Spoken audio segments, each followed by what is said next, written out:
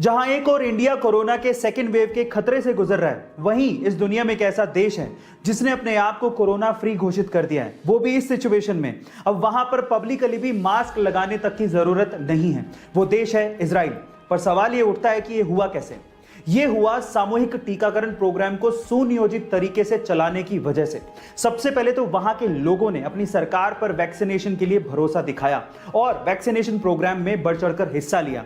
इसके लिए गवर्नमेंट ने एक ऐप लॉन्च किया जिसके थ्रू इजरायली लोगों ने अपने आप को रजिस्टर किया, फिर निर्धारित समय और स्थान पर पहुंचकर वैक्सीन लगवाई और ग्रीन कार्ड हासिल किया। और गाइज, ये सारा का सारा काम बिना कागजी कार्रवाई के किया गया। गाइज, क्या आपको भी लगता है कि इंडिया में भी इजराइल के जैसे ऐसा कुछ होना चाहिए?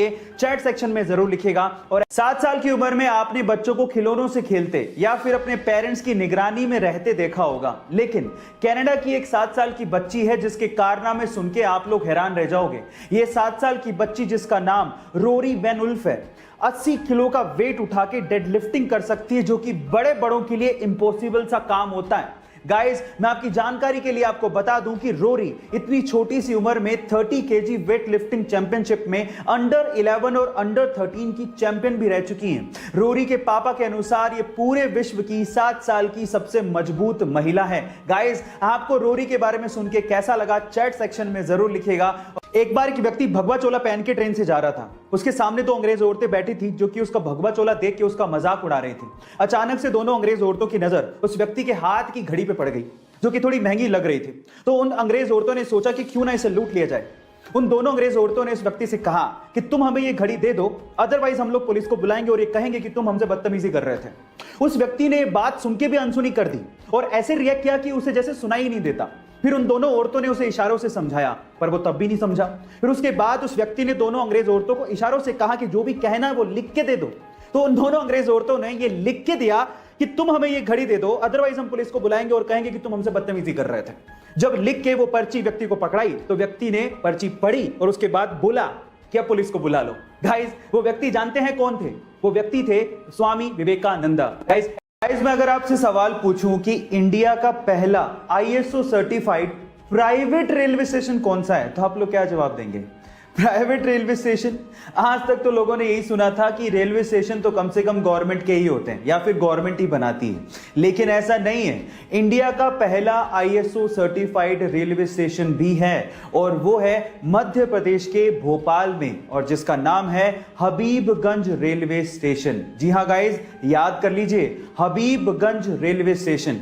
क्या पता बिग बी के साथ आप हॉट सीट पे बैठे हों और यही सवाल वो आपसे पूछ लें।